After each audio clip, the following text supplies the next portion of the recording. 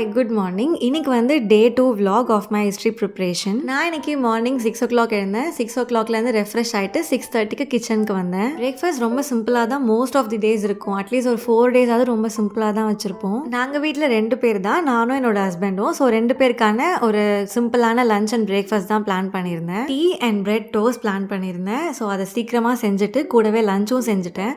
எனக்கு அந்த breakfast and lunch செய்கிறதுக்கு ப்ராபப்ளி ஒரு 1 hour ஆகும். பிரேக்ஃபாஸ்ட் ரொம்ப சிம்பிள்ன்றதுனால லஞ்சுக்கு மட்டும் தான் டைம் ஆச்சு. ஸோ டோட்டலாக ஒரு 45 minutes தான் ஆச்சு. பிரேக்ஃபாஸ்ட் சாப்பிட்டுட்டு ஒரு 7:30 போல் நான் படிக்க ஸ்டார்ட் பண்ணேன். இன்னைக்கு மார்னிங் நான் ஃபர்ஸ்ட் ஸ்டார்ட் பண்ணது ஃப்ரீடம் ஸ்ட்ரகிள் இன் தமிழ்நாடு. இது 10th ஸ்டாண்டர்டில் இருக்க சாப்டர். இது ஃபர்ஸ்ட் நான் படிச்சுட்டேன். லைக் ஒரு பேராகிராஃப் படிச்சுட்டு அதில் இருக்க கீ பாயிண்ட்ஸ் மட்டும் நோட் பண்ணேன். இந்த சாப்டரில் பார்த்தீங்கன்னா நிறைய இயர்ஸ் இருக்குது.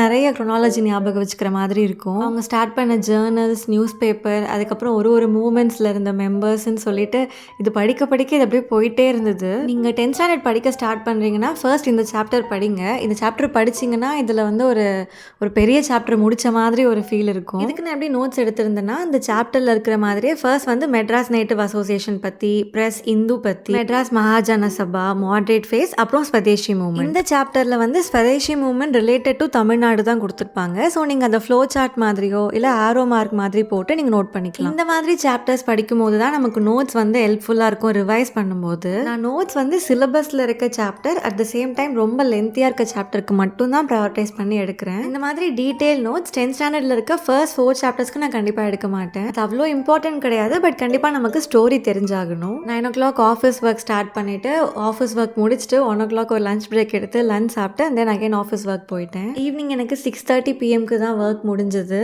அதுக்கப்புறம் நான் வந்து கொஞ்சம் நேரம் படிச்சுட்டு அகைன் ஒரு பிரேக் எடுத்துட்டு இன்னும் கொஞ்சம் நேரம் படித்தேன். ஈவினிங் நான் படித்தது வந்து ஸ்பெக்ட்ரம்ல இருக்க 4th சாப்டர். இந்த சாப்டர்ல மொத்தமாவே 40 pages தான் இருக்கு. ஸ்பெக்ட்ரம் வந்து நான் அப்படியே சும்மா படிப்பேன். லைக் படிச்சு அப்படியே டைரக்டா தான் மார்க் பண்ணுவேன். லைக் இன்சிடென்ட் வைஸ் படிப்பேன். அண்ட் இந்த சாப்டரும் நிறைய மல்டிபிள் இன்சிடென்ட்ஸ் டுகெதர் மாதிரி கொடுத்துருந்தாங்க.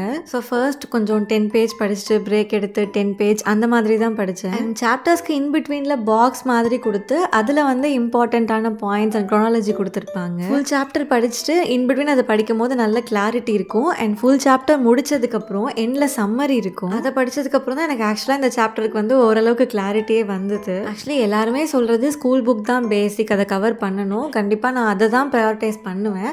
அண்ட் ஸ்பெக்ட்ரம் வந்து நான் எப்படி கவர் பண்ண போகிறேன்னா ஒரு தடவை கோ த்ரூ பண்ணேன். அட்லீஸ்ட் இந்த 25 daysக்குள்ளே நான் வந்து என்னோட ஹிஸ்ட்ரியை கம்ப்ளீட் பண்ணிட்டேன், பேசிக்ஸ் எல்லாம் முடிஞ்சிருச்சுன்னா எனக்கு வந்து ஒரு major part of the preparation complete பண்ண மாதிரி இருக்கும். நாளைக்கு டே 3 vlogல பார்க்கலாம்.